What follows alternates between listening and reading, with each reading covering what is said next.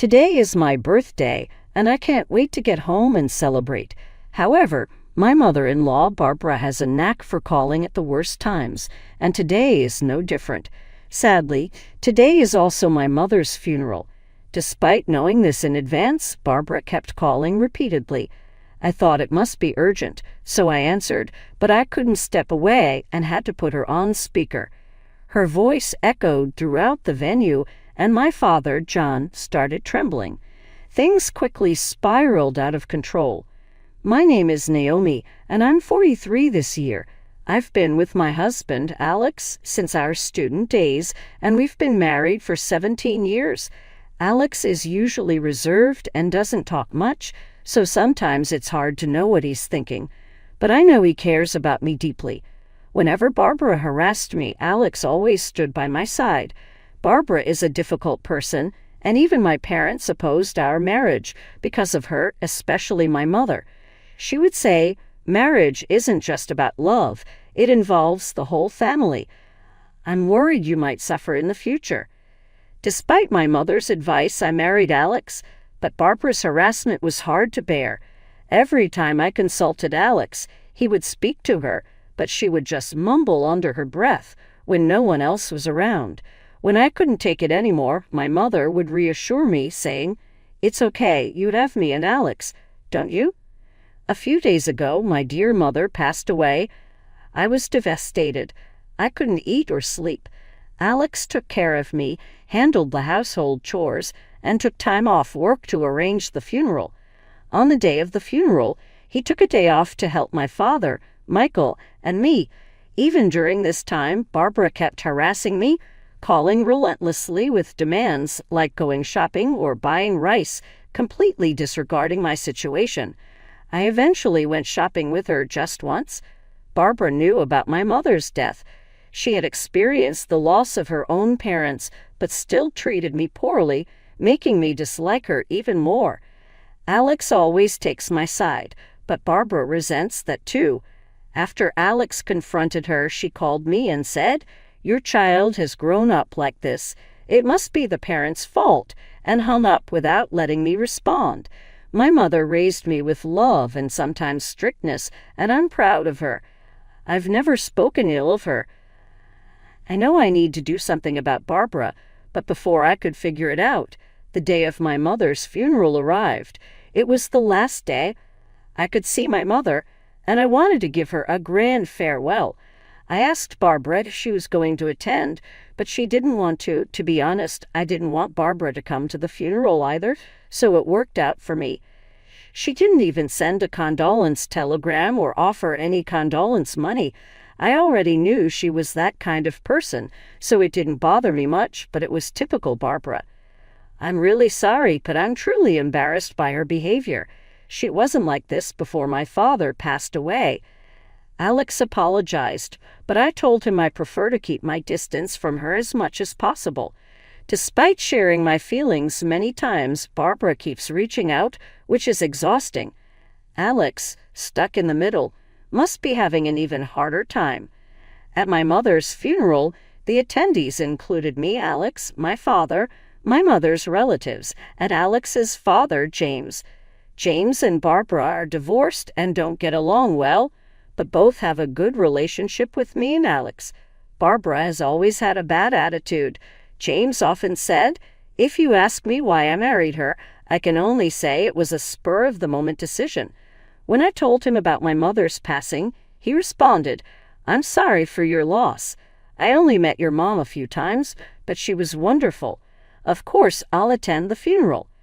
On the day of the funeral, as the service began, I made sure my phone wouldn't make any sounds, but I left it on vibrate just in case. A while after the funeral started, my phone began to vibrate. Thinking it might be urgent, I checked, and it was Barbara. Despite not wanting to, I answered, "Hello, what's up?" "What's up? You took forever to answer. How many times did I call you?" "I'm in the middle of my mother's funeral. If it's not urgent, can you call me back later?" "You're giving me attitude. Do you even remember what day it is today?" "It's my mother's funeral. I can't think of anything else right now. Today is my birthday. Did you forget? Come back home quickly and prepare for the celebration." I was so surprised that I accidentally dropped my phone. After picking it up, I confirmed it was indeed Barbara, demanding I celebrate her birthday. "I'm at my mother's funeral. I'll prepare for the celebration after it's over, so please wait for me." I was astounded by her words, but I hung up and returned to the funeral. Alex asked if there was trouble, but I told him it was nothing. Throughout the service, Barbara kept calling, but I ignored her. It was probably just her telling me to come back quickly, which I could deal with after the funeral. I hadn't thought about celebrating Barbara's birthday at all, given how she treated me. Expecting me to celebrate her birthday now seemed incredibly audacious. Then, just as the funeral was about to end, something in my bag pressed against my phone screen, answering Barbara's call on speakerphone. "When are you coming back? Today is my birthday. Hurry up and come back to prepare for the celebration." Her voice echoed throughout the venue. Realizing this was bad, I tried to hang up, but my father, Michael, nearby, asked, "What's going on?" Was that Barbara? I couldn't lie, so I explained everything. My father, usually calm, started trembling with anger. He has a personality that drives people into a corner until they hit rock bottom, and right now he was incredibly angry. "Give me your phone," my dad demanded, snatching it from my hand while Barbara was still shouting. As soon as she heard his voice, she suddenly became silent. "Hello, this is Naomi's father, Michael. Is this Barbara?" "Oh, Michael, it's been a while. You were shouting quite loudly just now, but it's your birthday today, isn't it? Happy birthday. By the way, do you know what day it is today?" I looked at my father's face. Though he was smiling, his eyes were not. This was his truly angry expression.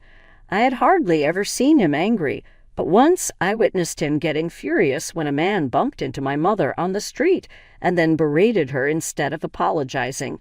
My dad, who is about 6'3" and weighs around 200 pounds, walked back, placed his hand on the man's shoulder, and asked, "Do you need something from my wife?" The man froze and then ran away. My dad's shaved head makes him look intimidating to anyone. Barbara knows what he's like, having met him before. During our family meetings, she once belittled me, and my dad confronted her, saying, "Do you think my daughter is a failure? How could someone like you give birth to a wonderful man like Alex?" That made the atmosphere turn sour instantly. My dad is always on my side, but he can be a bit too honest. "We're in the middle of a funeral, right?" Barbara said. "I know that because you told me earlier. The living are more important than the deceased. Just go buy some steak or something for the birthday celebration." Since he was on speakerphone, Barbara's voice resounded throughout the venue. Everyone was watching nervously to see what my dad would say next. Contrary to expectations, he said, "Understood.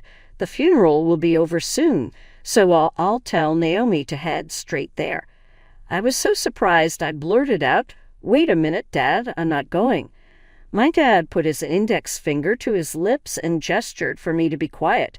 Maybe he had a plan. Even after the call ended, he didn't say anything, and we resumed the funeral, which finally ended around 5 p.m. "Hey, Dad, I really don't want to celebrate her birthday." "Don't worry, I have a proper plan, Naomi. You just need to drive. Can we stop by my house before heading to the supermarket?"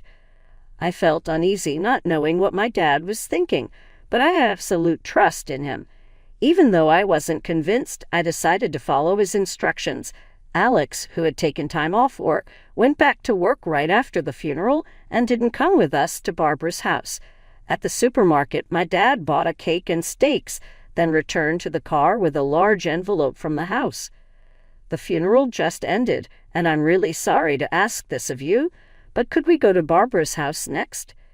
Judging from the cake and steak in my dad's hands, it seemed he intended to celebrate Barbara's birthday. I told him I didn't want to, so why was he trying to accommodate her request? The uneasiness didn't go away, but we'd come this far, and there was no turning back. I gripped the steering wheel tightly and drove towards Barbara's house. "Dad, are you really planning to celebrate her birthday?" "Yeah, that's the plan. But I also intend to give Barbara a piece of my mind," he replied. It seemed he had something in mind after all. When I asked him what he was thinking, he just said, "You'll see when we get there. It'll be clear once we arrive," and didn't give me a straight answer. So I decided not to ask anything more until we reached Barbara's house. It took about an hour to drive from the funeral to Barbara's house. When we arrived, my dad took the cake, steaks, and the large envelope and rang the doorbell. Barbara showed up at the front door, surprised to see my dad. "Oh, so you came too, Michael." "Yes, I heard it's your birthday. It's not much, but I brought some food and a gift. May I come in?"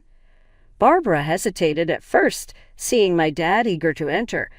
But once she realized she was getting a feast and a gift, she let us in without hesitation. "Was it really okay for you to prepare a feast and a gift for me?" Barbara's tone changed completely. She started speaking in a sweet voice.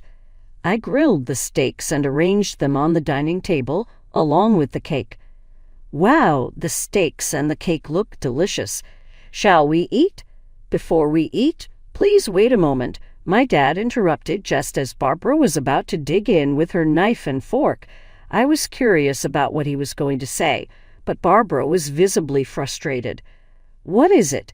Hurry up or the steak will get cold." "This won't take long. Here's your present," my dad said, handing her the envelope. "What's this?" she asked, looking puzzled. "It's a land title deed," he replied. For a moment, Barbara seemed not to understand, but upon checking the contents of the envelope, she froze. Barbara lived in a single-family home, but the land was owned by her father. He had inherited several pieces of land and rented them out to friends and relatives. Barbara was one of those people. When I married Alex, the land was rented to her. After Barbara divorced James, she lived alone in this house, but the owner was still my father. What does this mean? I thought you might have forgotten, but I just wanted to remind you that I own this land and house. You've been living here out of my goodwill, but I've decided to reconsider due to recent events. My father had decided to stop renting the house to Barbara. He figured she couldn't leave right away, so he was giving her 1 week. 1 week? There's no way I can leave in such a short time. Just try to make me leave. I won't go. Is that so? Well, I have other plans in mind. What are you going to do? Honestly, I had no idea what my father was thinking. I was surprised enough that my usually gentle father was this angry and telling her to leave, but now I was wondering what he would do next. My father started making a call. Judging from the conversation, it seemed like he was talking to a lawyer. It appeared he was trying to forcibly evict Barbara from the house. "Hey, wait a minute. Are you really trying to kick me out just because of that? It's just a funeral, right? It wasn't a big deal when you guys left halfway through." Hearing this, my father trembled with rage. "I think Alex and James are really good people, but I can't forgive you. I said I'd wait a week, but I want you to leave right now. I will report you for trespassing," he declared sternly. "What you've done is truly unforgivable. That's why I agree with my father's decision," I added. "Trespassing. I live here, you know. Don't you get it yet? It wouldn't be an exaggeration to say that you've been living off of us." Barbara tried to argue, but being someone who always cares about what others think, she might have thought it would be bad to actually get reported. So she left the house with only the bare minimum of her belongings. After that, Barbara went to a friend's house, but was turned away. She is known for saying unpleasant things to friends and neighbors, so no one wanted to take her in. Unable to be accepted by anyone, Barbara reluctantly decided to go to her sister's house. Jessica, Barbara's older sister, has always been incredibly kind to me. "Naomi, I know it's been tough for you. I've lived with Barbara since we were little, so I know what she's like. If you ever run into any trouble, don't hesitate to tell me, okay?" She was always considerate of my feelings and kept in touch, informing me whenever Barbara visited her place and giving me updates on how she was doing. Barbara, despite her complaints about me and our father, would be in trouble if she lost her place to live. She's desperately trying to mend her relationship with Jessica, though all their conversations are transparent to us. Jessica told me, "Naomi, you and your father probably don't want anything to do with Barbara anymore, right? Don't worry. We'll take care of everything from here on. We'll let you know if there's any progress." Barbara is scattered, so it's impossible she has any savings. Even if she receives a pension, she ends up spending it all. Since she has no one else to rely on, she eventually ended up living with Jessica. Jessica lives on the same property as her sons, so even though it's just the two elderly women living together, someone could come to their aid if needed. Finally, getting Barbara out of the house gave us peace of mind. We sent her belongings to Jessica's place and put the house up for sale. Since the property was in a prime location, it sold quickly, and Barbara was out for good. However, she sometimes calls me saying things like, "Come pick me up quickly." I hate living with my sister. She makes me do everything and always makes snide remarks. "If you feel sorry for me, help me out." It sounds like you're going through exactly what I went through with you. You used to do the same things to me, Barbara. I'm not going through that again. And Alex agrees with me. I replied. After that, I hung up and ignored all her calls. Since then, I've been living happily with Alex. I proposed to my father that he live with us, but he declined, saying, "I'm still perfectly capable of living on my own. Plus, I've got enough funds set aside for my retirement. If I can't live by myself anymore, I'll just move into a facility." Alex supported the idea, but we couldn't force him. In the end, nothing changed, and I continued to live with just Alex. However, one thing has changed since then. Alex has started to open up more about his feelings and thoughts. After the whole incident with Barbara, I went through a period of emotional instability. I couldn't cook, and stress-induced insomnia made it hard for me to concentrate. A doctor told me, "Naomi, you must have been under a lot of stress. I can tell you've been holding a lot in." Right now, Alex's support is crucial, so he needs to make an effort not to worry you. Since that day, Alex has been talking to me more. He'd make food requests like, "I feel like eating an omelette today. I'll go to the supermarket, so can you make it?" Sometimes he'd say, "We haven't been going out much lately. How about we go for a drive for a change of scenery?" And take me to a beach a couple of hours away by car. I can really feel that he's making an effort to think about me and what I need. Even though he's not great at expressing his feelings, I truly appreciate his attempts to show his love for me. It's probably all thanks to the incident with Barbara. As terrible as that experience was, ranking among the top 3 worst times of my life, it ultimately helped me move toward a happier life. I like to think that a higher power has been watching over me, rewarding my past deeds with happiness now. Just like before, I want to live a life that I can be proud of without feeling ashamed in front of anyone.